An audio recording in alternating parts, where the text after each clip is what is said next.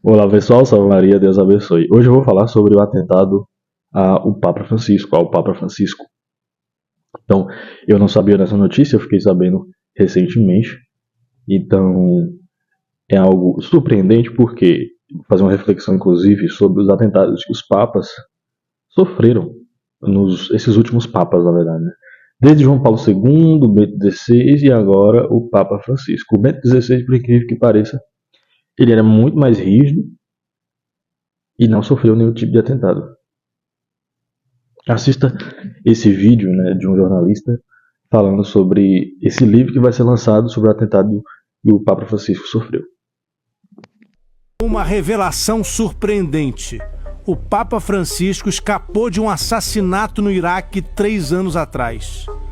A informação inédita aparece na nova autobiografia do Papa, que vai ser lançada em 14 de janeiro do ano que vem, com o sugestivo título de Esperança. De acordo com o Papa, as forças de segurança o alertaram sobre a ameaça de atentado assim que ele chegou a Bagdá. 2 terroristas estariam planejando provocar explosões perto do Papa em momentos diferentes durante os eventos planejados para aquela visita. Segundo o Papa, a inteligência britânica alertou o Vaticano sobre as ameaças. No dia seguinte, ao perguntar a um comandante de segurança o que havia acontecido com os potenciais agressores, o Papa ouviu a seguinte resposta: eles não existem mais. E tudo isso veio a público justamente no dia em que o Papa Francisco está comemorando 88 anos. É hoje. Ele já é um dos papas mais idosos da história da Igreja Católica, superando Clemente XII, que morreu aos 87 anos, e Bento XVI, que renunciou aos 85. Longa vida ao Papa! Então, como vocês viram aí, né, o Papa Francisco ele sofreu esse ataque, indo para o Iraque e tal. O João Paulo II, eu lembro muito bem daquela foto dele com o Ronald Reagan, né? O João Paulo II e o presidente dos Estados Unidos, naquela época, Guerra Fria e tal, capitalismo, luta contra o comunismo da Rússia. E o João Paulo II foi uma figura emblemática naquela época também, né? A respeito da Guerra Fria e tudo mais. Só que muitas pessoas que são sede-vacantistas, que são adeptas daquela sociedade do São Pio X, né, do Marcel Lefebvre, não sei se vocês conhecem, não reconheciam João Paulo II como Papa, por incrível que pareça. Eles achavam que o Papa era um comunista infiltrado na Igreja Católica. Eu já trouxe esse vídeo aqui. E o João Paulo II ele sofreu 2 atentados. Na Praça de São Pedro, né, aquele tiro que depois perdoou o rapaz, né, que foi preso e tudo mais, e depois ele perdoou, foi lá e perdoou.